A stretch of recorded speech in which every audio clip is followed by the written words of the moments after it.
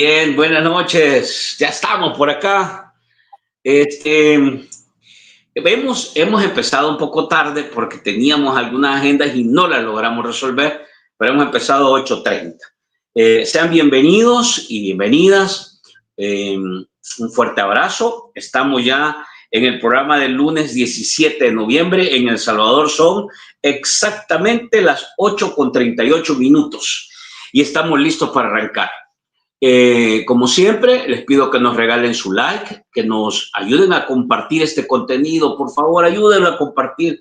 Si mándenlo a WhatsApp, mándenlo ahí, compártelo en Facebook. Si tiene grupos en Facebook, mándenlo por ahí. Compártalo en X, donde pueda, compártalo. Ayúdenos a que lleguemos a más gente. Y por supuesto, converse con nosotros. Hoy vamos a hablar sobre Fondo Monetario Internacional, los supuestos acuerdos que el gobierno tenía y el rumbo de las pensiones. Y vamos a hablar con Patricio Pineda, que ya está con nosotros. Saludos, Patricio. Gusto de saludarte. Muy buenas noches. ¿Cómo va todo? Por aquí, Franklin, siempre a la orden, al pie del cañón. Y un saludo a la población también, que está bien. No, hombre, gracias por hacer espacio.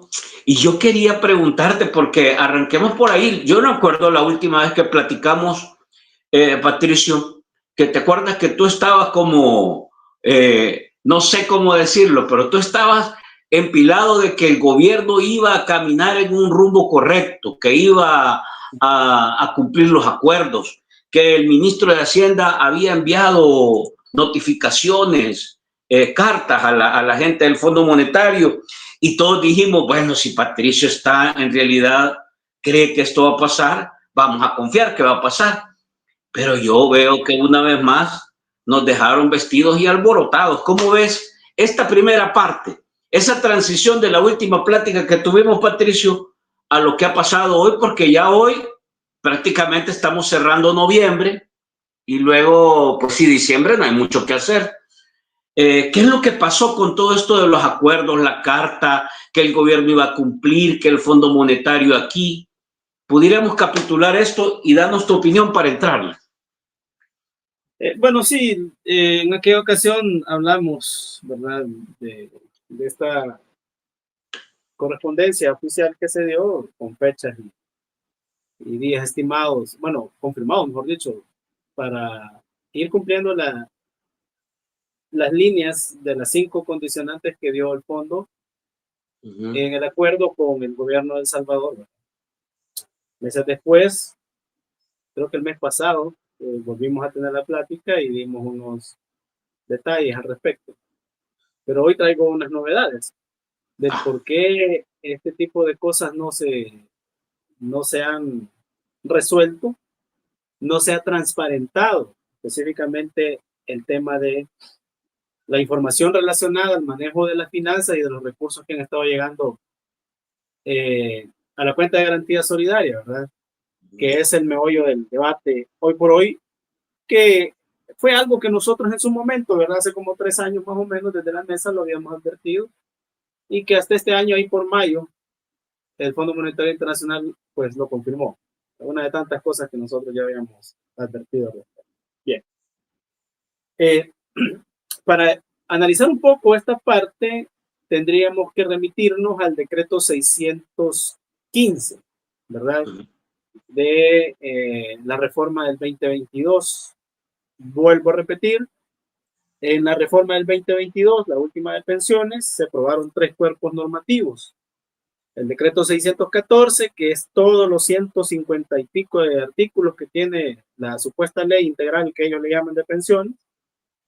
El 615, que es la creación del Instituto Salvadoreño de Pensiones, y el 616, que es la derogación del FOP y la emisión de certificados de obligación previsión, o sea, la nueva deuda. Al respecto del 615, ahí por el artículo 8 más o menos, habla de la conformación del Consejo Administrativo, ¿verdad? Es como ese comité expedito, si es que le puede llamar así, ¿no? Investido por la ley para no solamente la administración per se del Instituto Salvadoreño de Pensiones, sino que incluso lo más importante, la emisión de la deuda a partir de los certificados de obligación previsional o conocida como nueva deuda, ¿verdad? Que eso fue de acuerdo a lo que se ha publicado a partir de enero del 2023. Bien. Sí. Hay un detalle interesante y es que de acuerdo a lo que se conoce, este comité, Consejo Administrativo, fue conformado más o menos entre marzo y abril del 2023. Y aquí viene el primer problema, ¿verdad? ¿Cómo es posible que exista incluso hasta una nota con información oficial, una nota periodística, por supuesto, con información oficial, de las emisiones de deuda que el Instituto Salvadoreño de Pensiones, a través de este consejo que estoy mencionando, ha hecho desde enero del 2023 a la fecha? Si el comité o el consejo administrativo fue conformado meses después del mes de enero, ¿verdad? Es la primera pregunta. Al parecer, esta es una de las tantas cuestiones que se van a ir revelando poco a poco, porque llama la atención dos elementos, no sé si ustedes se han fijado. Yo publiqué un tweet ahí por la tercera semana más o menos de septiembre, ¿ya? Y estuvimos en varios medios de comunicación y cité, pues por supuesto, el memorándum que el ministro de Hacienda había enviado a la jefa del Comité Técnico del Fondo Monetario Internacional, en la cual se preveía que para el 25 de septiembre, a lo sumo el 30 de septiembre, el análisis actuarial, como la información de la data estadística relacionada al sistema previsional, tenía que estar publicada. Y bueno, tal cual nosotros desde la mesa habíamos venido diciendo que la hoja de ruta era esto, o sea, los pasos, ¿verdad? Como una guía. Así en ese memorándum se fue de parte del ministro de Hacienda, que de hecho yo, hasta tú bien lo has dicho, que he admirado porque es de tener cojones hacer eso y salirse del libreto, ¿verdad? Que les han impuesto a los funcionarios públicos, al menos en este contexto de administración de gobierno. Bueno, esto no se dio, ¿verdad? Ya estamos a mediados del mes de noviembre, un poco más de mediados del mes de noviembre, ya en el... De noviembre. ¿Cómo? 17 ya, hoy de noviembre. Ya vamos de bajada. Ya estamos para la tercera semana del mes penúltimo del año y no hay nada. Y es más, hay un silencio sepulcral al respecto de las dos partes en mención. En este caso, el gobierno por un lado, pero el Fondo Monetario Internacional por el otro. ¿Y por qué? Esa es la gran pregunta. Es más, en esa misma nota periodística, le preguntan al Fondo Monetario Internacional qué avances hay sobre el tema del estudio actuarial o del análisis actuarial, que es algo que siento que nos ha costado entender un poco, pero ahí vamos. Bueno, los miembros de la cátedra ya saben la diferencia entre un análisis y un estudio actuarial, ya lo manejan al dedillo. De hecho, aquí creo que en el chat tenés a varios miembros de la mesa, que ellos nos pueden explicar también, pueden ahondar. Ya lo manejan al dedillo porque los hemos estado capacitando al respecto. Esa diferencia y por qué es necesaria esa diferencia y entender por qué una cosa va antes que la otra, para que las cosas se hagan en un orden establecido y, bueno, que la reforma sea, pues, lo más honesta posible, ¿verdad? O lo más, digamos, no solo transparente, sino que correcta posible. Bien, sucede de que esa pregunta, ¿verdad?, ha surgido a raíz de que las mismas publicaciones, fíjate cómo unas cosas, ¿no? Me dije que la mentira tiene patas largas. Las mismas publicaciones periodísticas están revelando esos datos interesantes, ¿ya? Ahora, si ese comité o ese consejo administrativo realmente fue conformado a inicios de año, ellos tienen que salir, ¿verdad?, respondiendo y demostrando que así ha sido. De momento, los tiempos indican que hay emisión de deuda, ¿verdad?, sin estar conformado el comité o el consejo administrativo. Sí, esto es bastante complicado, ¿no? Porque, ¿cómo vas a emitir deuda sin tener la autoridad pertinente para hacerlo? ¿Qué es eso? ¿Verdad? Entonces, ese es un un cuestionamiento que está surgiendo últimamente, ¿verdad? Para que ambas partes pues vean cómo la responden. Bien, ahora bien, ¿qué sucede en un contexto como el que nos encontramos? Y fíjate, amarro mi argumento con lo siguiente. Esa emisión de deuda que no ha tenido controles, no ha tenido transparencia, primero porque, de hecho, nosotros como mesa, ya por marzo más o menos del 2023, hicimos uso de la ley pertinente para acceso a la información pública, ¿verdad? Y fuimos a las instituciones o a los actores involucrados en lo que es la Contraloría, se supone, del sistema de pensiones, como el caso de la Superintendencia del Sistema Financiero, las dos AFP y el ISF. Ok. Y pedimos estas cosas, por ejemplo, las actas de nombramiento del Consejo Administrativo, las actas de emisión de las primeras deudas o de COP entre enero y marzo, ¿verdad? El análisis técnico por el cual se hizo el canje, el famoso canje, que implica 4 años en que no les van a pagar a los cotizantes ni un 5 de capital ni de intereses, entre otras cosas, ¿verdad? Y de ahí surge la anécdota famosa que nosotros le hemos hasta presentado, ¿verdad? Como respuesta que nos dio la superintendencia, en la que la superintendencia misma se declara no competente para responder. Una cosa bastante irresponsable de parte de ellos decir eso, ¿verdad? Porque entonces, ¿qué han estado haciendo todo este tiempo desde 1998 la superintendencia?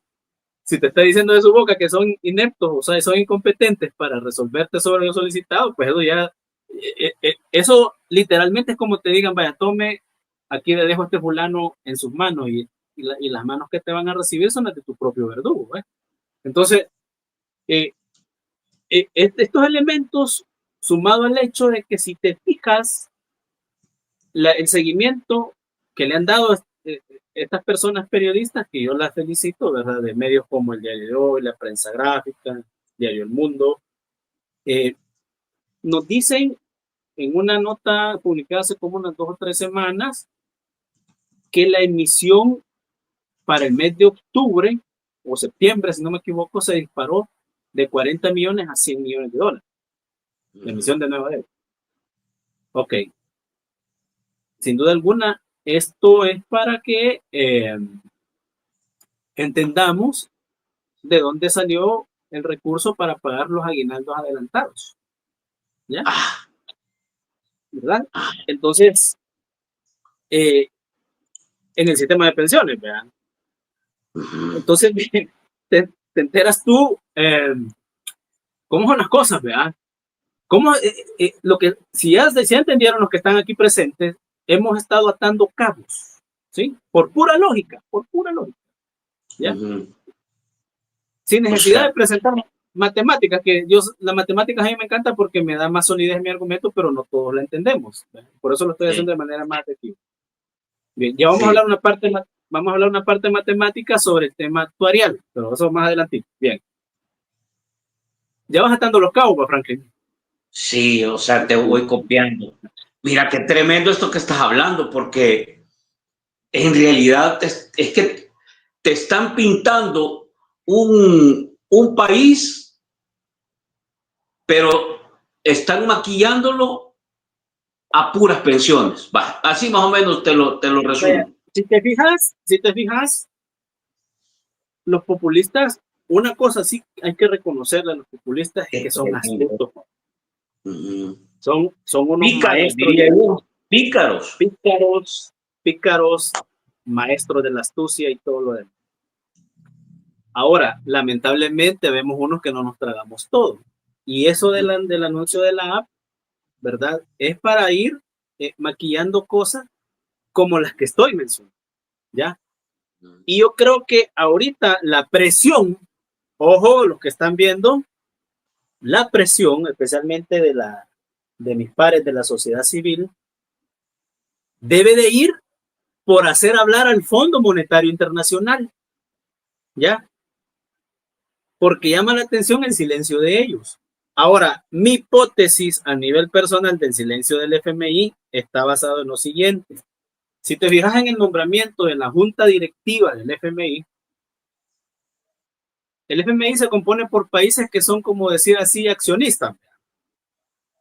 El accionista Sí. mayoritario, sí, el accionista mayoritario del FMI es el país de las barras y las estrellas, o sea, USA.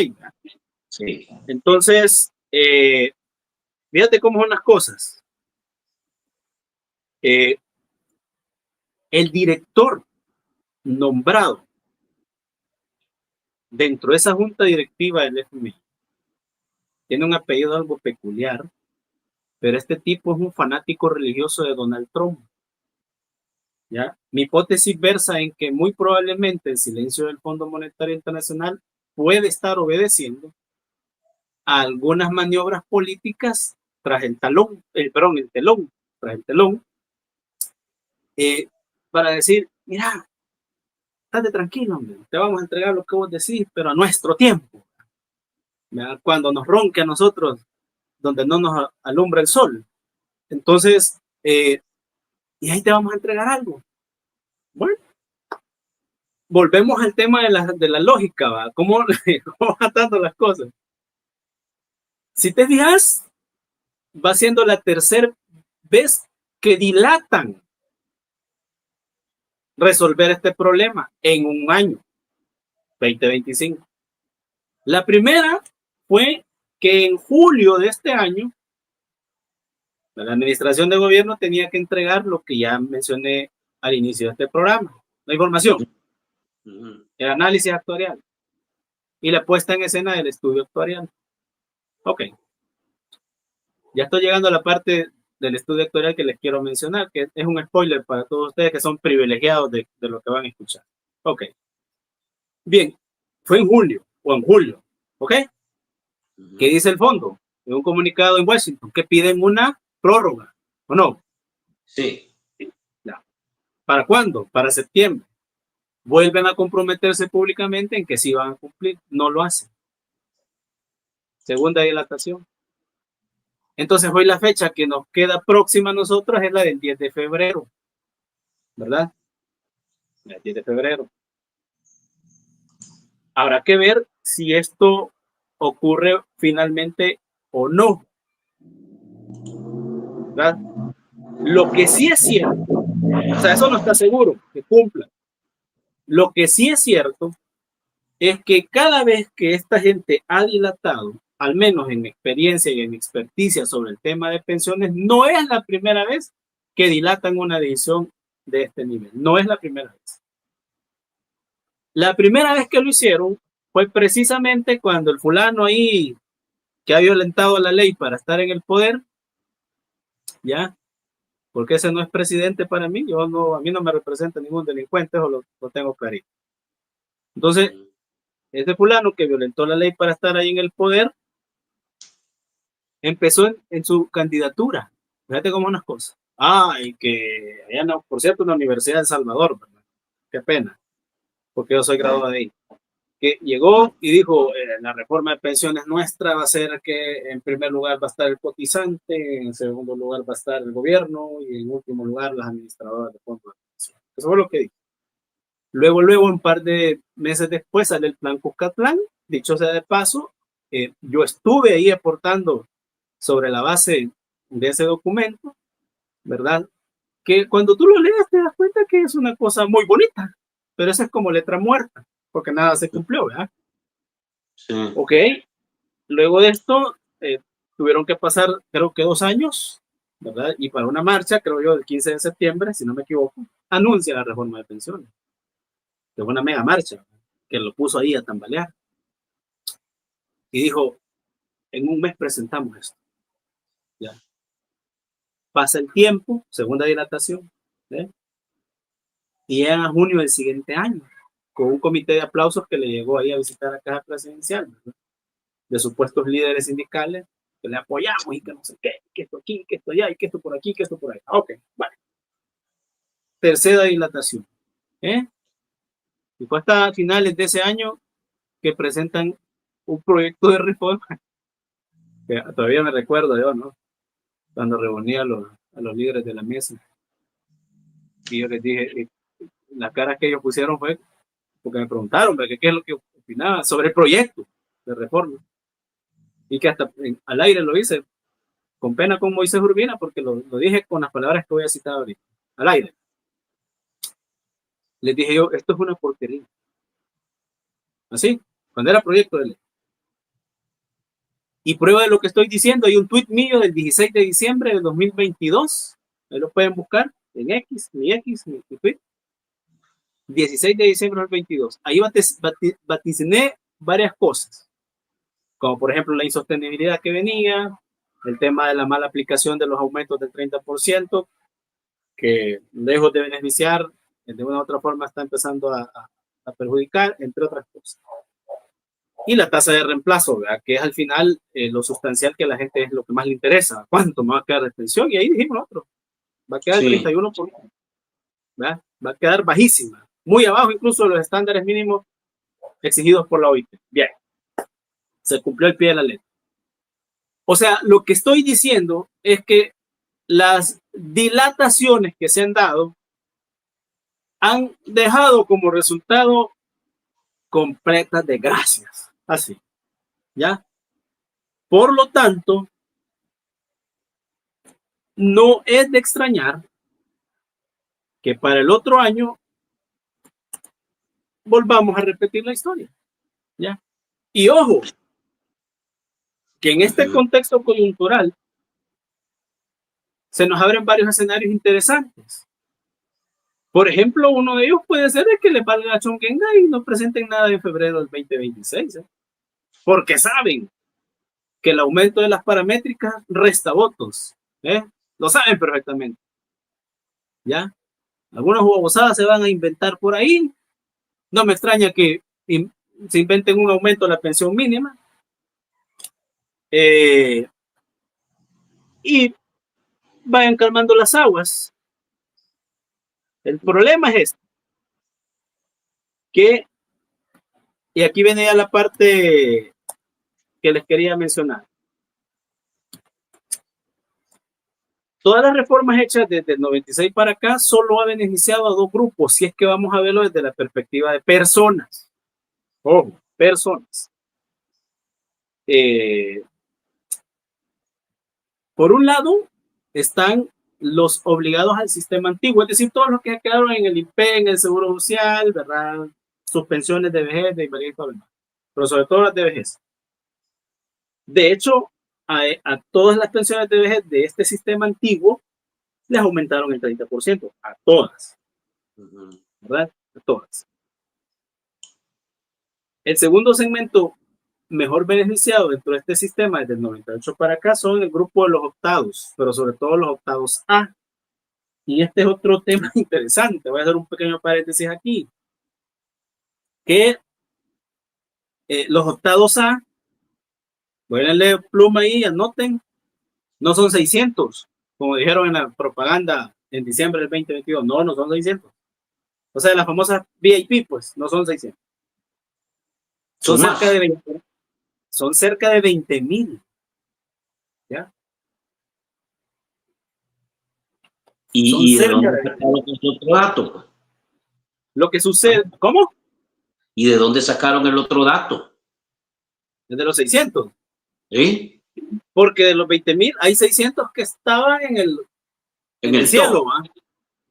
Sí, digamos que era el top 1. ¿Entendés? Sí. Que es fíjate cómo son las cosas. Matemática y estadísticamente es una cosa que se replica desde la edad activa. Ese top 1. Voy a poner un ejemplo, y de esto es testigo Danilo Pérez, del CDC, lo que voy a decir ahorita. De 1.820.000 salarios activos que comprende la masa salarial en la economía salvadoreña, entre formales e informales, ¿verdad? Tenés que el 78% son salarios que están de 500 para abajo, $500 mes a mes para abajo. Sí, el 78. Sí. 78. Oh. O sea, nuestros salarios son de hambre. Ahí sí, te lo estoy diciendo. Hey. Queda un 20%. Queda un 30%. Del 30%, hay un 10% que está entre 501 y un poquito más de 1.200, 1.300. Un 10%. Luego tenés un 5% que está entre 1.500 y 3.000, ¿verdad? De ahí tenés otro churrito que está entre 3.000 y más o menos 5.000. Y solo menos del 2%, como uno y fracción, de 3.500 para arriba. ¿Ya? Esa misma lógica estadística se repite en el sistema previsional con la PIP.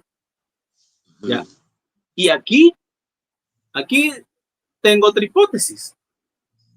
Tendrían que revelar la información estadística para ver si realmente le bajaron a 3.000 a todas esas grandes pensiones. ¿Verdad? Porque no me lo trago. Yo eso no me lo trago. ¿Verdad? Sí conozco casos de pensiones que pagan el 5. ¿Cómo? Patricio, pero es ley. O sea, tendría que cumplirse. Por eso te digo, tendrían que revelar esa información para que nosotros la veamos, a ver si fue cierto. ¿Ya? Pero ahí se los dejo ahí. Va. Ok. Entonces, estos sectores que estoy mencionando, obligados al sistema antiguo, optados A y optados B, son los únicos que se han visto beneficiados. Y voy a dar la prueba de lo que estoy diciendo. Vale. Las tasas de reemplazo, es decir, los montos de pensión calculados del 98 al 2002, más o menos, para el grupo de los obligados al sistema antiguo, o sea, los que se pensionaron en INPE y Seguro Social, rondaba incluso una pensión del 100% del último salario, en base al promedio de los 120 salarios hacia atrás al momento del cálculo. Y yo soy testigo incluso porque yo trabajé más de una década en el INPEP y yo estaba en el departamento de cálculo de pensiones. Y yo a varios profesores, como 2 o 3 profesores, les dimos el 100% de su salario, porque era una ley con una fórmula de cálculo per se para ellos en aquel momento, antes de la reforma del 2017. Bien, los optados por su lado, donde están los BIP y los optados B, en el mismo periodo del 98 al 2001, tenían pensiones entre el 75, el 80% más o menos de su último salario. Del 2001 al 2006, los optados, ¿verdad?, bajan esa tasa de reemplazo como más o menos al 75%, ¿ya? 2006. Y se mantienen así del 2006 hasta el 2017, cuando por primera vez, en el artículo 197 del decreto 787, del 29 de septiembre de 2017, te digo porque yo estuve en la comisión ad hoc dándome reata, como se dice, con todos los gusanos, que ya no están ahí, pero siguen otros peores. Entonces, y ahí te dice ese artículo que por primera vez la tasa de reemplazo máxima de este grupo de personas es del 55%. Así te dice, literalmente. Sí. Bien. ¿Y qué pasa con los obligados al sistema de ahorro para pensiones? O sea, las AFP. Ahí cambia la cosa. Con los obligados al sistema de las AFP, la fórmula de cálculo y por ende el cálculo final, o sea, la tasa de reemplazo. Repito, la tasa de reemplazo es el monto de pensión que le queda a usted versus último salario. Por eso se llama reemplazo. Ha venido en esta evolución siguiente. Del 98 al 2001, esa tasa de reemplazo para los obligados grupo A, ¿verdad? Y menciono solo los grupos A porque los obligados grupo B han estado empezando a pensionarse hasta después del 2017 por su edad. Bien, esa tasa de reemplazo de los obligados grupo A comprendía entre el 55 y 58% para hombres y más o menos el 51% para mujeres. Volvemos al tema de brechas de género, sí, que también ha afectado. Del 2002 al 2006 baja la tasa de reemplazo y te queda ahí como por el 49%, ¿verdad? Más o menos. Y volvemos al tema de la brecha. En inferioridad a las mujeres, por 2 cosas. Viven más, cotizan menos, ganan menos. 3 cosas. En comparación a los hombres. Del 2006 al 2017 se mantiene esa tasa de reemplazo y aquí viene el impacto más severo que han tenido los obligados al sistema. Porque es cuando se agregan por primera vez los obligados grupo B, que comienzan a pensionarse a partir de 2018. La tasa de reemplazo baja, o sea, terriblemente a cerca del 35 al 39% como máximo. ¿Ya? Bien, ¿y qué pasa en el momento que se aprueba la reforma del 2022? ¿Te acordás, Franklin, que dijeron que hoy las pensiones iban a ser mejor? Sí. ¿Adivinar? La tasa de reemplazo no supera el 33%. Bajó. Y los escenarios matemáticos que hemos hecho, aquí voy a entrar ya a la parte actuarial, te están indicando varias cosas. Ahora, una pausa. Vamos a ver, solo para confirmar estas tres cosas que has planteado, y tengo un montón de preguntas. Vamos a ver si me das chance. Primero, entonces, este aguinaldo y el pago del aguinaldo a las pensiones, desde tu perspectiva, se ha hecho agarrando dinero de las mismas pensiones. Obviamente, es que así es. ¿Cómo vas a pagar en el sistema público si no tenés cotizantes? Por ejemplo, ¿ya? Los certificados de traspaso, los que le competen, en este caso, optados A, B y obligados A quienes le calculas beneficio adicional anual, o sea, aguinaldo, ¿de dónde lo sacas? Vale. De la cuenta de garantía solidaria, emisión de deuda. Pero aquí estás poniendo una cuestión en tela de duda, en tela de juicio de lo que ha dicho el gobierno. Te lo pongo así, pues, porque para manejarlo, digamos, con responsabilidad. Claro. El gobierno ha dicho que ha adelantado el aguinaldo porque sus finanzas están estables y hay fondos en la caja. Ese ha sido el manejo, o por lo menos la venta que ha hecho. Esto quiere decir que eso no es cierto. Y segundo, te quiero plantear de una vez, porque ahora, bueno, todos sabemos que esto te lo estoy poniendo, pero yo quiero preguntártelo, pues. Esto no tiene, si querés, no tiene nada que ver, pero yo quiero preguntarte. Ahora aparece una nueva compra de 100 millones de Bitcoin. Patricio, ¿de dónde se está sacando este dinero? Y te lo pregunto así con claridad, por la información que ustedes tienen. ¿Será que también este tema del Bitcoin pasa por ese dinero que se está agarrando de las pensiones?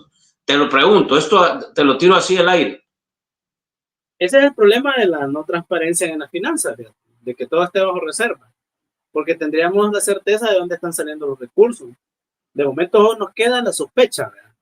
Ahora, okay. Hay que recordar que tampoco solo de ahí han estado tomando, sino que también en préstitos internacionales, ¿verdad? La recaudación fiscal, ¿verdad? Que esta puede ser un hilo de explicación del por qué se supone que han subido un 8% la recaudación más, ¿verdad? En este año respecto al año pasado, pero no ve las mejoras en la calidad de la vida de la gente, ¿no? Vaya, pero ahí si es así, Patricio, ¿cuánto es lo que han agarrado hasta esta fecha, según tus datos, de las pensiones? ¿Hasta dónde llega la deuda? ¿Cuál es el monto? A 11.200 millones más o menos, por ahí. 11.000 millones. Esto contradice o rompe, por decirlo así, el supuesto acuerdo que se tenía con el Fondo Monetario. ¿Podríamos decir que ese acuerdo con el Fondo Monetario queda desechado? Prácticamente es que si no cumplís, ¿qué pasó? O sea, ¿en qué papel o en qué posición queda el que firma y no cumple? Por lógica, ¿no? Entonces, pero el aditivo que tiene este momento coyuntural es el silencio del FMI. Eso es lo que tenemos que presionar. Por ahí tenemos además, Patricio, además de agarrar dinero para adelantar el aguinaldo, ¿para qué otras cosas han agarrado dinero de las pensiones? Según, insisto, la información que tú tienes. Gasto corriente. Fíjate que hay 288 millones que han ido a parar al banco hipotecario. No han explicado por qué. No han justificado por qué. El gasto corriente. ¿Ya? Porque el artículo 6 del decreto 616 te dice que los recursos que van a estar llegando al sistema solo son para pagar pensiones. Así te dice. Pero ves que aparece Berkeley ahí, te dice, bueno, que hay una opacidad que no nos explicamos por qué, ¿verdad? Y menciona en el informe de marzo del 2024 que hay 288 millones que se han triangulado y que han ido a parar extrañamente al banco hipotecario. Y de todos es conocido que del banco hipotecario han salido préstamos millonarios para políticos. ¿Ya? Bien. Ahora, bueno, esta parte que voy a mencionar ahorita ya es un poco más técnica, pero voy a tratar de hacerla digerible. Por eso mencioné cómo es que un grupo versus el otro se ha visto más beneficiado. Y bueno, para amarrar la idea final de la parte anterior, bueno, los escenarios indican lo siguiente, que todos los grupos etarios jóvenes, 18, 20, 30 y 40 años al 2025, nos espera un 19% de tasa de reemplazo al momento de retirarnos en condiciones actuales. Ya, los cálculos matemáticos eso nos ha arrojado. Ahora bien, aquí viene el spoiler. Como nosotros como mesa no nos hemos quedado de brazos cruzados, ¿verdad? De todos he sabido de que hemos estado haciendo una consulta, nos hemos visto con trabas, por supuesto que sí, ¿verdad? Nos hemos topado con el miedo de la academia, ¿verdad? Hay que decirlo, que ellos tienen miedo de quizás salir en una foto conmigo, no sé, pero el punto es que pasitos que habíamos empezado a dar, de pronto se retrocedió, como por ejemplo ampliar la consulta a plataformas virtuales, pero eso sigue en pie, menos mal, ¿verdad? Sin embargo, en lo hecho hasta este momento, el 90% de las personas consultadas hablan de que sí, ha habido una mala administración de los recursos del fondo, ¿sí? Que por lo tanto hay que recuperar la autonomía del paquete de dinero que ha estado llegando la cuenta de garantía civil. Una autonomía que es necesaria para que empiece a tener más salubridad el sistema de pensiones y por ende pueda permitir de una u otra forma alguno que otro movimiento en el tiempo para poder honrar la necesidad de mejores pensiones para las personas. Bien. En ese sentido y sumado a esto, nosotros ya empezamos, ¿verdad? Sobre la base de la información que tenemos disponible, como por ejemplo la información demográfica, ya la hemos presentado en este espacio incluso, y hemos dado un análisis numérico sobre cuántos aspiran a una pensión mínima en este caso, cuánto fuera de esto y cuánto van a engrosar los porcentajes de la pobreza extrema en El Salvador. Entonces, de cara a esa situación, nosotros ya empezamos nuestro análisis técnico actuarial con expertos en la materia. Y por razones de seguridad no voy a revelar los nombres de estas personas, pero sí son mis maestros, ¿verdad? Los que me han formado en esta área. Y vamos por escenarios. Lo que se pretende hacer es una propuesta por escenarios. Y voy a decirlo por qué.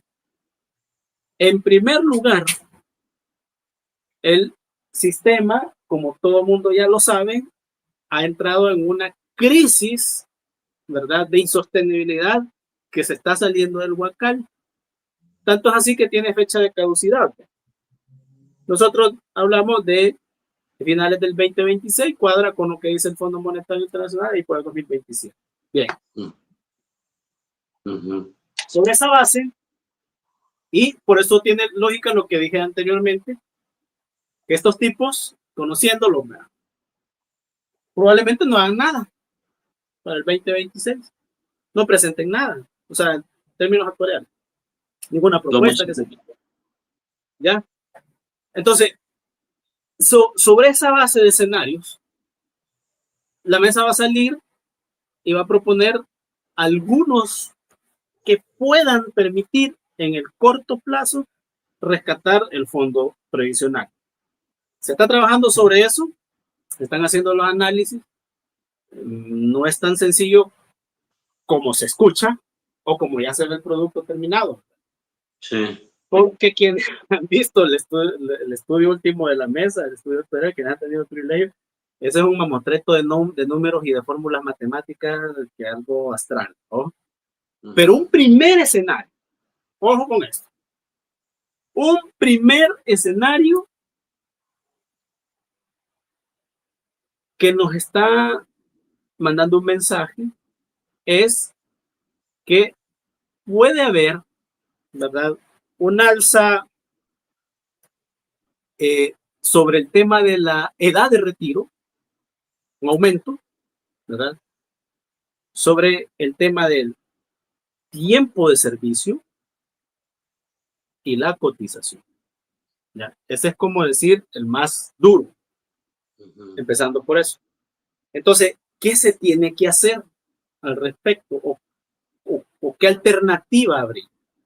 Mira que si estos lo hacen así, van a lo cómodo, ¿verdad? A lo más sencillo, como dice por ahí el dicho salvadoreño, a barrer solo por donde la suegra pasa viendo. Entonces, y hagamos números sencillos, ¿verdad? Cada año de aumentar la edad de retiro, ponele que sean 5 años. Los hombres estarían retirándose a los 65 y las mujeres a los 60. Técnicamente es justificable, sí, técnicamente es justificable, completamente de acuerdo. Las estadísticas demográficas indican que nuestra población cada quinquenio va a empezar a ser longeva de 1 o 2 años más. Bien. Sin embargo, la realidad de cobertura que tiene el sistema previsional hace que si tú aumentas la edad de retiro sin poner contingencias en el camino para hacerlo más viable, lejos de beneficiar, vas a perjudicar. ¿Por qué? Porque sobre la base de esas modificaciones no estás tocando las estructuras que afectan el monto de pensión, ¿ya? Y una de ellas es precisamente el aumento en la emisión de deuda. Entonces, si vas a aumentar, por poner un ejemplo, 5 años, este aumento tiene que ser gradual y proporcional a los ajustes que se tienen que hacer en los próximos 15 a 20 años. Por ejemplo, 1 año más de edad de retiro cada 5 o cada 3. Porque cada año de aumento de la edad implica un ingreso cercano a los 750 millones de dólares. Porque dilatas el periodo de retiro. ¿Ya? Sí. Entonces, si, por ejemplo, si digamos que sean 500 millones y aumentar 5 años, tenés 2.500 millones de nuevo ingreso al sistema. Bien, pero tenés una deuda grande. Entonces, para hacer el ajuste paralelo a esto, lo que necesitas es, ok, aumentas 1 año para el 2026, un ejemplo, ¿verdad? Luego dejas para el 2030, ¿verdad? 2031, el siguiente año, que ya serían 2. Entonces has recaudado 500 millones por cada uno de los periodos que te quedan. Bien, bien, pero ojo, lo que tenés que hacer paralelo a eso es tomar la masa total de salarios activos, y les voy a dar el dato, ¿verdad?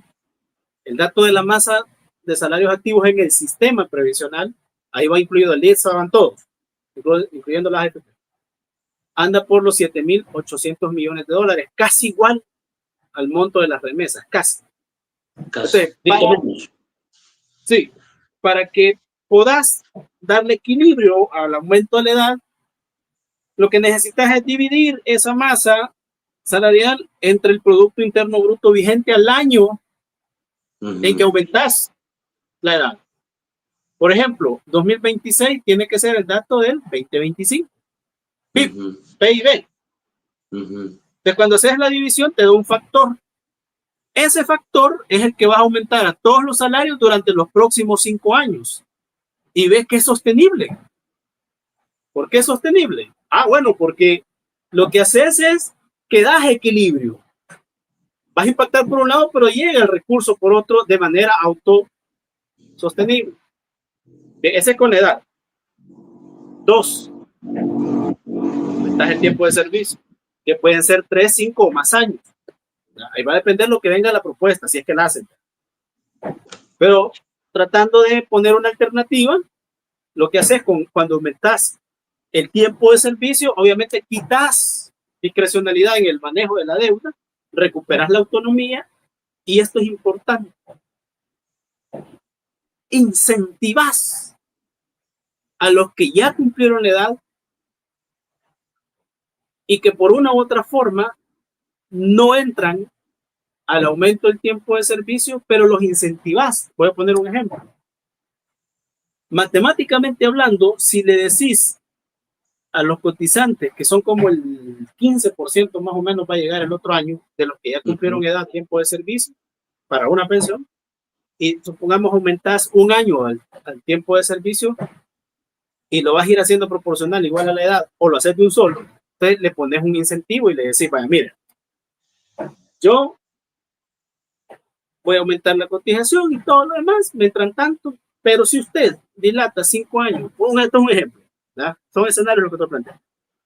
Si usted dilata 5 años el retiro, usted no entra. Sé que no le puede afectar, pero si usted decide, ¿verdad? Yo le voy a ir aumentando, por ejemplo, 10% los primeros 2 años que usted dilate, 20% el siguiente y 30% el resto de los 5 años a su monto de cálculo base. Entonces te van a participar en el sistema. Si les motiva eso, si les incentiva eso, van a participar en el sistema. Entonces va a entrar más recursos, ¿verdad?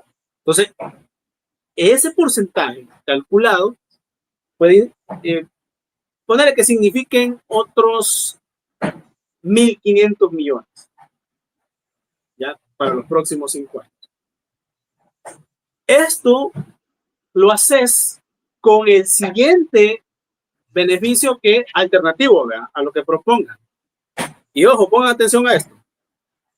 Aquí nos hemos estado quejando en que la emisión de deuda es a tasas de rentabilidad muy bajas, instrumentos que no pagan casi nada. Entonces haces una reforma a esa parte. Recuperas la autonomía del fondo, haces una reforma y estableces una regla que se llama la regla del 72. Una regla financiera que se ocupan en muchos espacios, por ejemplo, donde tenés acciones, tenés fondos de retiro, tenés diversificados, etc. ¿Ya? Y le explico sencillamente. Si el decreto 616, artículo 7, letra C, te está diciendo que te van a dar el 7% fijo anual de rentabilidad, entonces dividís 72 entre 7, te da 10.5. ¿Ya? ¿Qué haces con eso? Cada 10 años tu cuenta individual se va a duplicar. Claro, aumentas cotización. Claro, 1 o 2 puntos porcentuales, depende. ¿Y de qué lado? Pero si aplicas esta regla de inversión y la dejas tanto para activos como para pasivos, es una buena forma de rentabilizar cada cuenta individual de los trabajadores en el sistema. ¿Ya? Porque cada 10 años vas a duplicar. Un ejemplo, sí. Si entras en 2026 y en 2036 haces, por ejemplo, $30,000 a 2036, esto llegará a $60,000. ¿Ya? Y así sucesivamente. ¿Cómo? De rentabilidad. Correcto. Entonces, sí. Todo el ajuste tiene que ir girando en base a eso, ¿ya? Que esas son, digamos, como las formas alternativas en las que podés salir ante una propuesta de reforma regresiva. Pero mira, Patricio, es que yo, pues sí, vos nos dejás en un entorno positivo siempre, pero la realidad termina mostrándonos otra cosa.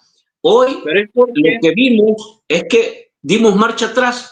Y vos hablas de enero, febrero o marzo. Febrero creo que es, ¿verdad? En que quedó la fecha que se iba a presentar la propuesta. Pero yo, francamente, así como veo, me parece que Bukele y su ejercicio político lo va a llevar hasta el 27, porque el 26 es año electoral.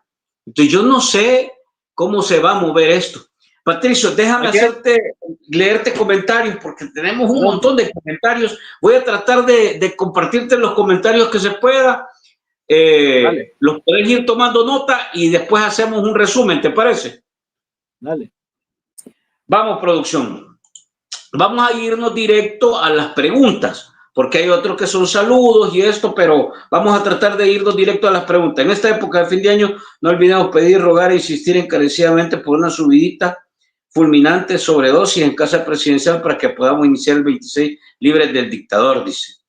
Las acciones terminan con fuertes caídas, SP500. A ver si producción nos ayuda para ir metiéndole preguntas relacionadas, ¿verdad? El miedo domina el mercado de cripto, operadores de Bitcoin apuestan. A ver si logramos hacer ahí producción para ir a aprovechar un poco la plática. La reforma del 22 fue una burla para todos los pensionados, una verdadera chambonada. Bueno, ya Patricio comentó sobre esto. Sigamos, por favor. Vamos a ver. Anoche dijo Cayetano que la señora Claudia Sheinbaum le contestó a Bukele. Águila no caza mosca, dice. Hace una denuncia ciudadana, no, Frank, no hay agua todo el día en los baños del tercer nivel del Hospital Regional de Lis en San Miguel. Pobres internos no pueden ir al baño. A la diabla. Híjole, es que aquí. Ingrid Escobar, saludos Ingrid por estar con nosotros. Buenas noches. Pienso que el FMI no aprieta porque esto de los préstamos son negocios y no otorgarlos es también que El Salvador queda en impago. Sin embargo, Bukele les miente descaradamente y quedan mal, como si les ve la cara. Los temas, dice Sarita Alfaro, buenas noches Sarita, un abrazo. Los temas reales no son de su incumbencia. Estos políticos serviles solo han llegado a hacer más de lo mismo y de reforma más descarada, dice. A ver, sigamos. Compartamos por todos lados. Este tema es clave, debemos entenderlo. 20% de población tiene trabajo formal y sus ahorros están en riesgo. En El Salvador hay cerca de un 80% de la población que nunca va a recibir una pensión en su vida porque labora en el sector informal de la economía. Eso es 4 salvadoreños de cada 5. No hay pensiones donde está la plata, o también ya te la hartaste, dice Nayib. Patricio, ¿y qué puede explicarnos por qué se dice que en el 27 deben pagar impuestos? Y es donde de verdad se oirá el rechinar de dientes. Intereses, debería ser intereses, y porque fue la reforma, ¿verdad? También explicar por qué se dice que este gobierno es el que más ha tomado dinero de las pensiones. A ver, sigamos. ¿Dónde estarán ahora Roswell Solórzano, Ricardo Monge, Fidel Fuentes de San Marcos? Antes de cada rato salían en entrevistas. El FMI son unos buitres que defienden los intereses de los bancos internacionales prestamistas y Bukele es otro buitre con nuestros impuestos, dice Noé Romero. Juela, 20,000 pensiones VIP. ¿Cuánto es una pensión VIP? Vaya, ahí ya más o menos hizo la descripción también. Saludos fraternos a la Liga, excelente información. Poco porcentaje cotiza y las demás personas que les dé Bukele la pensión básica universal. A ver, sigamos. Y al FMI no le importa la situación política de ningún país, solo le interesan los impuestos recaudados de esos préstamos. Déjenlo claro, dice Sopo. Dice Sarita, son tantas las crisis creadas por los políticos mediocres de turno en el gobierno, pero el tema de pensiones es un tema que de no poner atención muchos terminarán llorando y será demasiado tarde. Bukele prefiere chiviar millones de dólares en Bitcoin que entregarle las pensiones a más necesitadas en su vejez, una pensión básica universal. Sigamos. Muchos sindicalistas que tenemos en el país son por gusto. Un claro ejemplo son Montano, Pacetino y otros, dice. Se la calaron las AFP con estos dipurratas actuales, les dieron más ganancias. Judy Ram. Dice, barajémosla más despacio, Patricio, que ya vemos varios en el chat sudando frío, dice. Está bien puesto, comandante. Patricio, ¿cómo es posible que de las pensiones las reorientaron al hipotecario para que se presten a los diputados y primos de Bukele? ¿Cómo es posible que sucede? ¿Qué se hizo Rockwell con su grupo? Dice, no AFP. 11,000 millones, solo quedan 5,000 millones. Esas cuentas nos las vas aclarando después, Patricio. Este lunes la Comisión de Hacienda y Especial de Presupuesto de la Asamblea emitió un dictamen favorable para reformar la Ley de Presupuesto General del Estado con el objetivo de incorporar un total de 59.9 millones destinados a reforzar las asignaciones presupuestarias de distintas instituciones del sector público no financiero. Que cólera, ya sabemos por qué, para repartir 5 millones para los diputados. Para eso se utilizó el dinero. A ver, están creando un monopolio político con las finanzas públicas para su uso personal y ridículas ideas como el Bitcoin. El banco hipotecario es el banco de los diputados. Está bueno eso, tienes razón. Patricio, danos los datos como quién le da a Herbert a un tiernito para que te logren entender, dice. De la directora de Liz y de los primos de Bukele también se prestaron algo impagable del hipotecario. Yo digo porque no fueron al agrícola, como Juan Pueblo. Ajá. Pueblo, reaccionemos, denunciemos, salgamos a la calle organizadamente. Las mujeres este 25 de noviembre denunciamos estos abusos del oficialismo. El banco hipotecario siempre ha sido el banco de los corruptos y hay que disolverlo como una entidad financiera autónoma que solo beneficia a los salvadoreños. La diferencia es que el bachiller que nos quiere gobernar para siempre no informa nada, solo cuando necesita rating, no como la presidenta mexicana, que todos los días informa al pueblo. Si tiene las mañaneras, le dice. Pensiones, robo del siglo, las personas pensionadas morirán del impacto. Piensan, puede ser tú o tu hermana, tu madre o tu padre, organízate, lucha, denuncia, exige. Siento que así poco a poco, aumentando la edad de retiro, llegamos a los 99 años y eso significa que las AFP se van a quedar con todo. Miren, los gobiernos no han robado con esto porque el tema está complejo, dice. Sonia, ¿y esa marcha del 25 de noviembre de dónde saldrá? Yo no he visto ninguna información respecto a eso, dice la pequeña Lulú.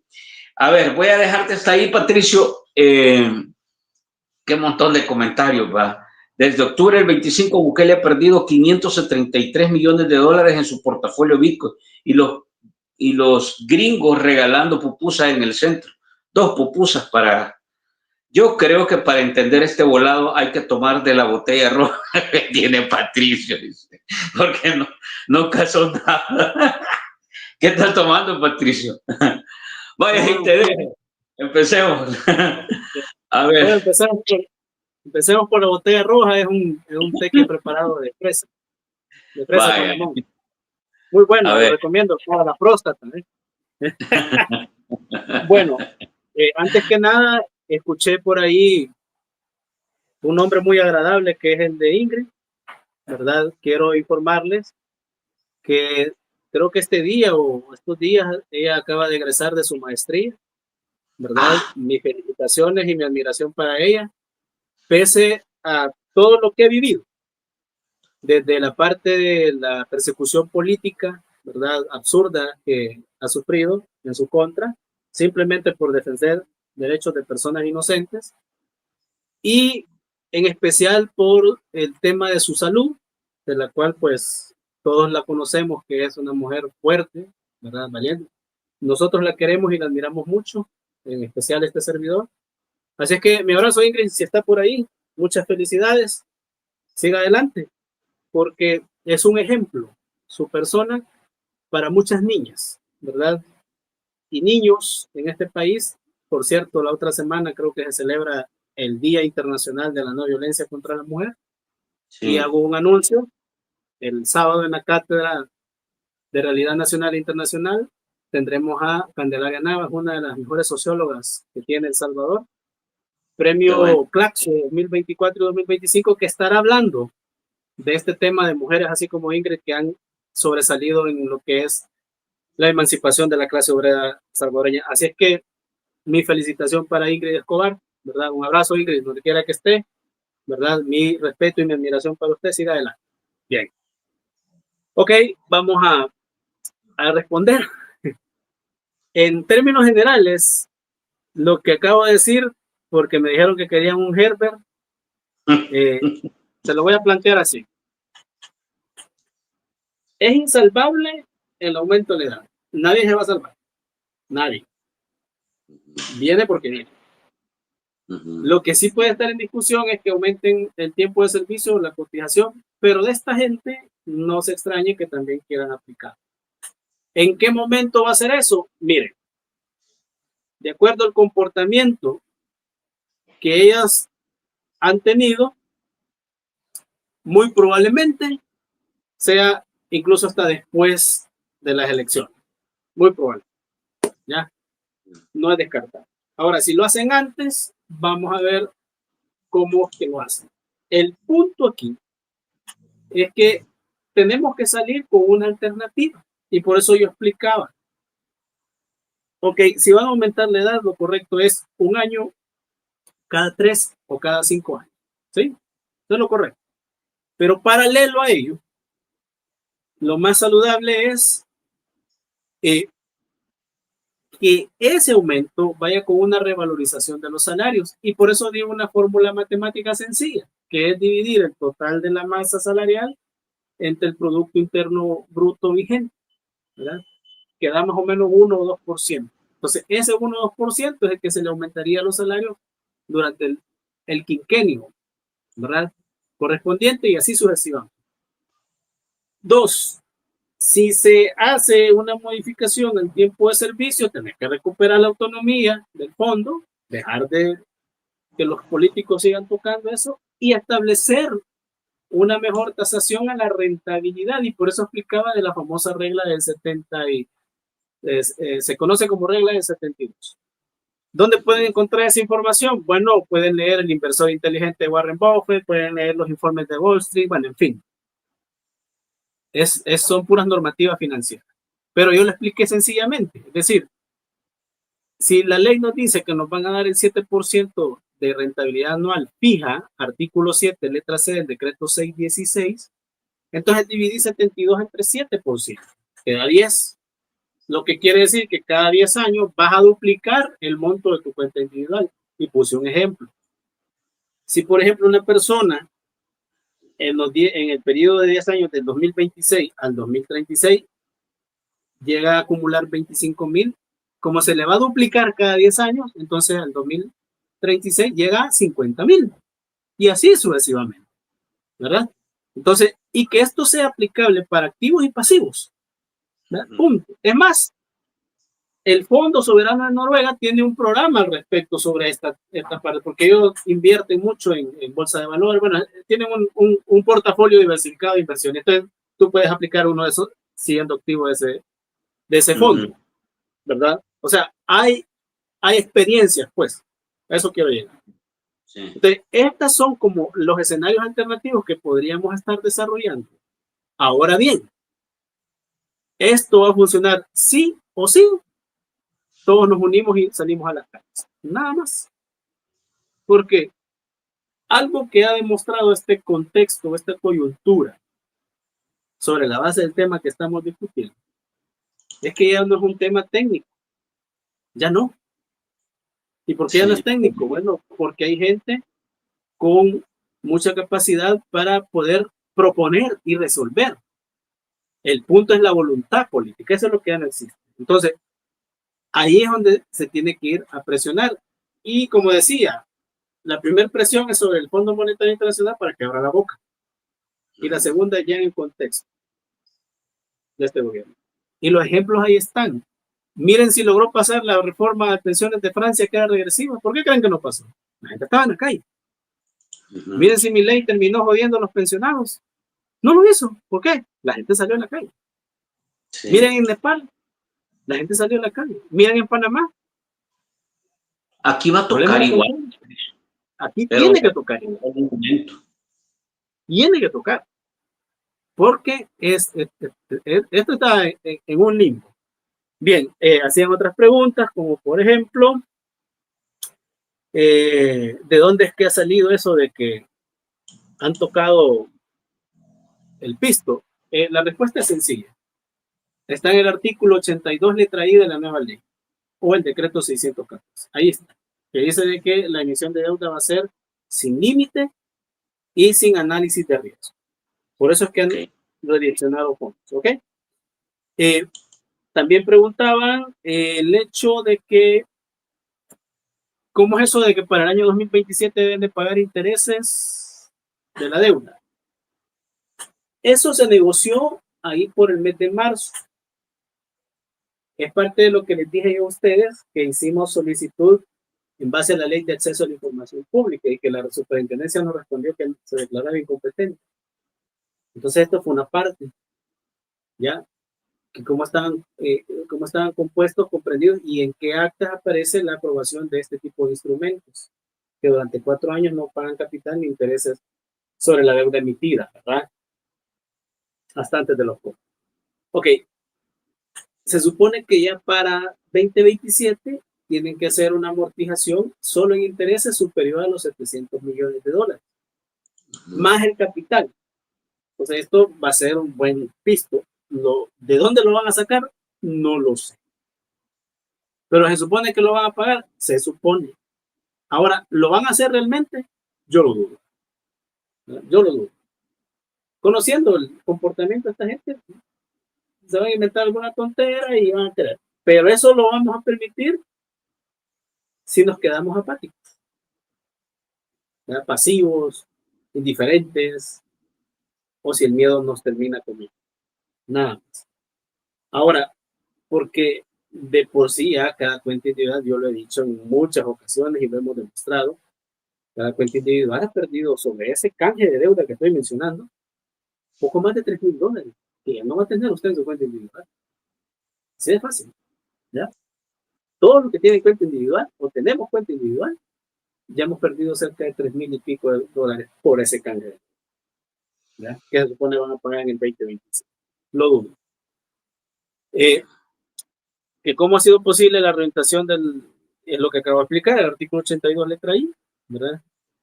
¿Cuánto va quedando si son 11,000 millones de deuda? Bueno, el patrimonio acumulado hasta diciembre del 2024, el dinero que ha llegado por parte del bolsillo de los trabajadores del sistema, rondaba los 16,000 a diciembre de 2024. Para este año puede que aumente un poquito más, por la razón de que se aumentó el salario mínimo y por ende aumentó un poco la recaudación de las AFP y las inversiones que estos hacen en los componentes del patrimonio del sistema. Entonces, pero sobre la base de los 16,000 millones, si tenés 11,000 de deuda, ¿cuánto te va quedando? ¿Verdad? 5,000 millones. Pero el problema es que eso no está en dinero efectivo constante y sonante todo, sino que solo una parte. La parte de efectivo, que es la que se está agotando aceleradamente, es la que el fondo ha señalado como el problema más inmediato, que es la que está colocada en la cuenta de garantía solidaria. Sí. Bueno, creo que estos datos han sido no solo reveladores, pero también sencillos, ¿no? Y sobre esa base, creo que tenemos mucho material para entrarle a una buena discusión. Entonces, lo que yo podría decir es que tenemos que unirnos y salir a presionar. No hay otra opción. No hay otra opción, porque de lo contrario nos quedamos en las nubes, ¿ya? O silbando, como decimos en la montaña. Yo no sé si eso es lo que el salvadoreño va a querer vivir o experimentar dentro de un país. Ahora, Patricio, si en un momento determinado tú dijiste que la diferencia era que ahora quien estaba presionando era el Fondo Monetario. A partir de lo que nos has dicho ahora, esa presión se fue, se fumó. Ya el Fondo Monetario no está presionando a nadie, ¿verdad? Más bien se ha vuelto cómplice de esta cuestión. Entonces, Bukele nuevamente está haciendo y deshaciendo con las pensiones. Y esto agrava más la condición, la salud y la situación. Vamos a ver, ¿cuánto tiempo desde tu perspectiva tiene la gente para poder tener, digamos, posibilidad de seguir recibiendo, aunque sea una pensión miserable, pero la sigue recibiendo? ¿Cuánto tiempo tenemos para que se dé alguna señal, no sé, de certeza, de responsabilidad de cara al cortísimo o mediano plazo? Bueno, según lo que ha vaticinado incluso las instituciones multilaterales, estamos para el año 2027, ¿no? Ahora, yo quiero decirle a la gente de que ya hay síntomas visibles de ese problema de recursos. Por ejemplo, el hecho de las notificaciones que le han estado llegando a un grupo de pensionados últimamente por parte de las AFP, que se pensionaron con el decreto 1217-2001, donde le están diciendo literalmente que a partir de tal fecha su pensión baja un 25% del monto actual. Sí, ya. Por otro lado, están hablando mucha gente que me aborda a mí a diario por sus trámites de pensión, especialmente los que tienen derecho a certificado de traspaso, que el certificado de traspaso no se los están acreditando al cálculo base al momento de pensionarse, sino que lo trasladan a la cuenta de garantía solidaria, so pena del pretexto de decirles que va a devengar ese certificado de traspaso hasta que se acabe su cuenta individual. Y para los que no saben qué es el certificado de traspaso, no es más que el reconocimiento en dinero del tiempo que la persona pudo haber cotizado antes de las AFP, ya sea en el Seguro Social o en el INPE. Entonces, ese tiempo se traduce en dinero y se supone que va a engrosar la cuenta individual, pero ahorita no están acreditando al cálculo base los certificados de traspaso, sino que los dejan en esa condición. ¿Verdad? Bueno, mira, pregunta Ingrid, vamos a ir cerrando ya con esto. ¿Y qué pasa? Dice, pregunta, ¿y qué pasa con los que sacaron el 25%?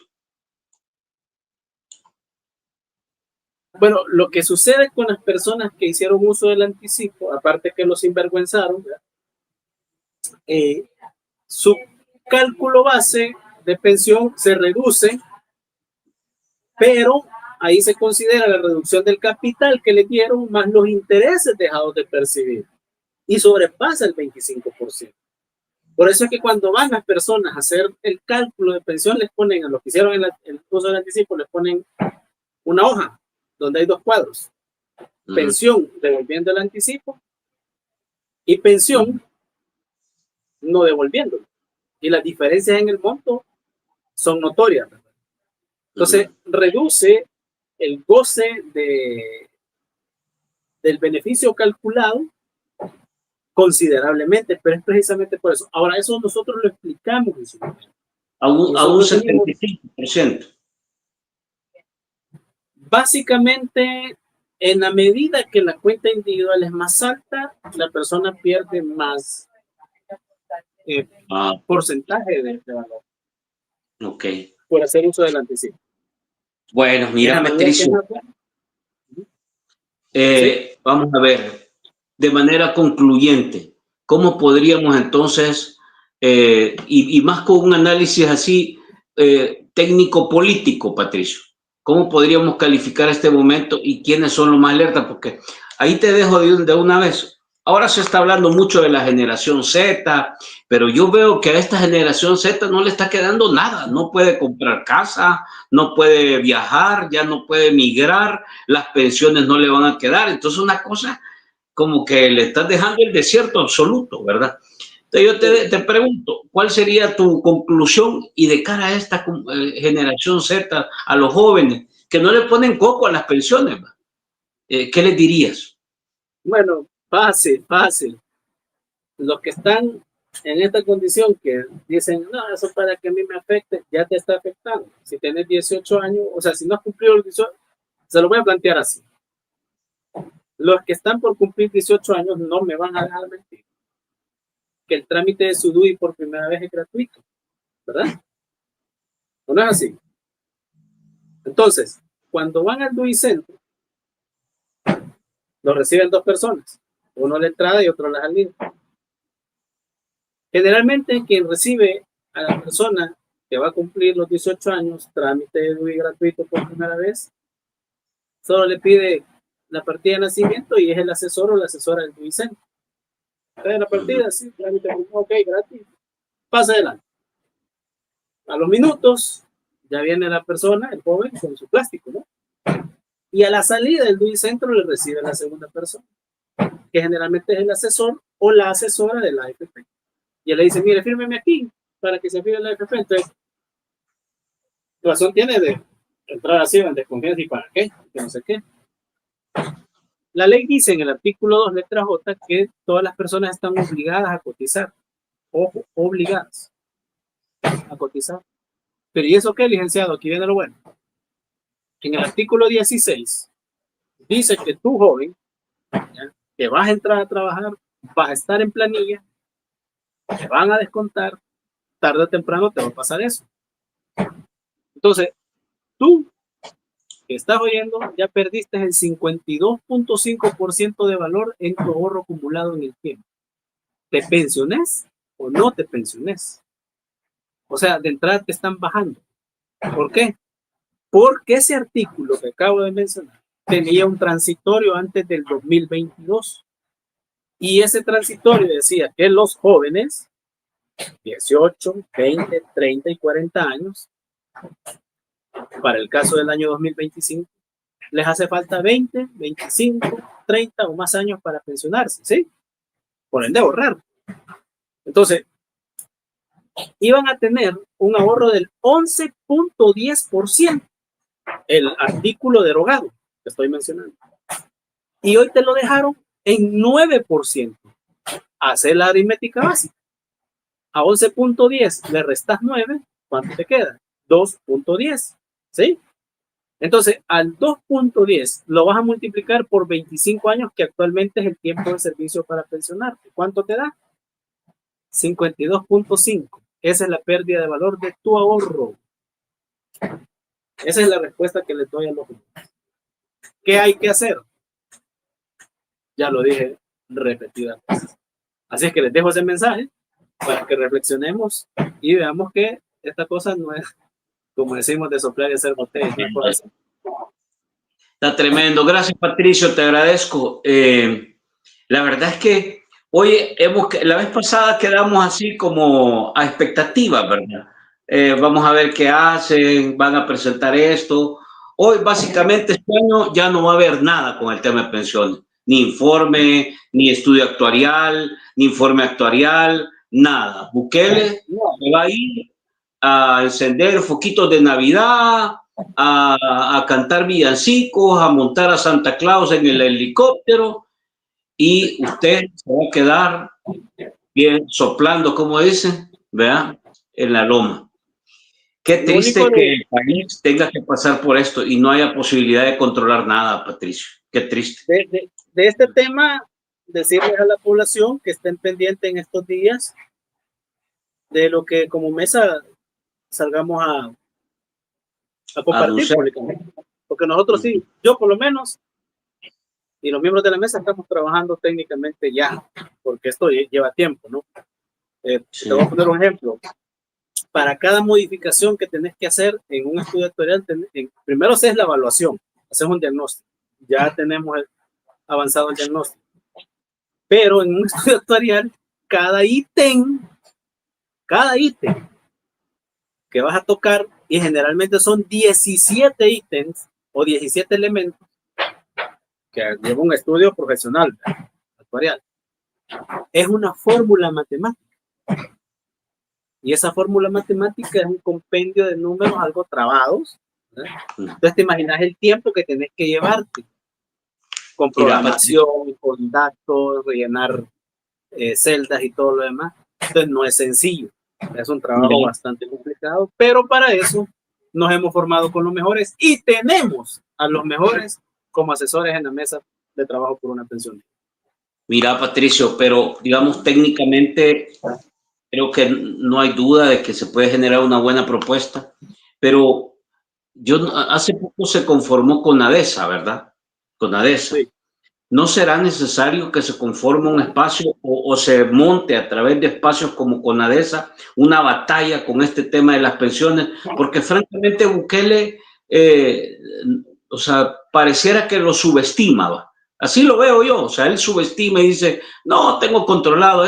Por más que hablen, no van a hacer nada, no va a pasar nada. Y yo aquí sigo agarrando los fondos de las pensiones a mi antojo.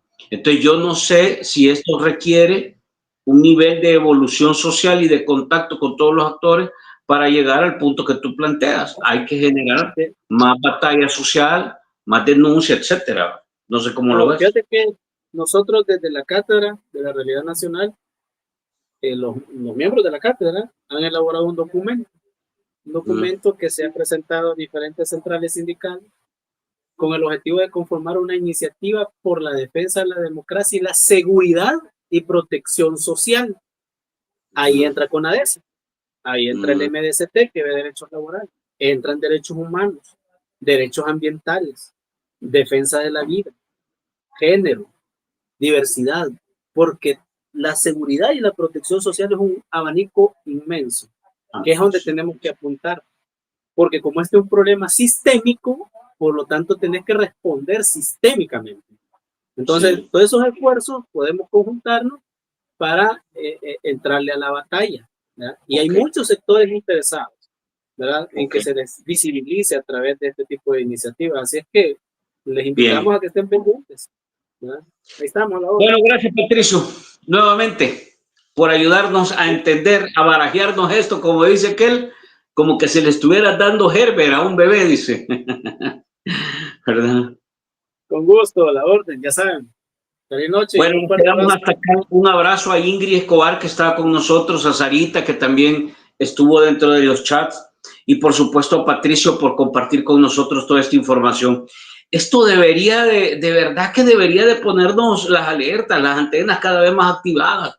No puede ser que nos quedemos pasivos solo viendo cómo agarran el dinero de las pensiones, nuestro dinero. No es posible. Y veamos a los políticos comprarse apartamentos millonarios, comprarse terrenos en la playa, comprarse 2, 3 terrenos. O sea, y nosotros viendo cómo se agarran el dinero de las pensiones y nadie mueve un dedo.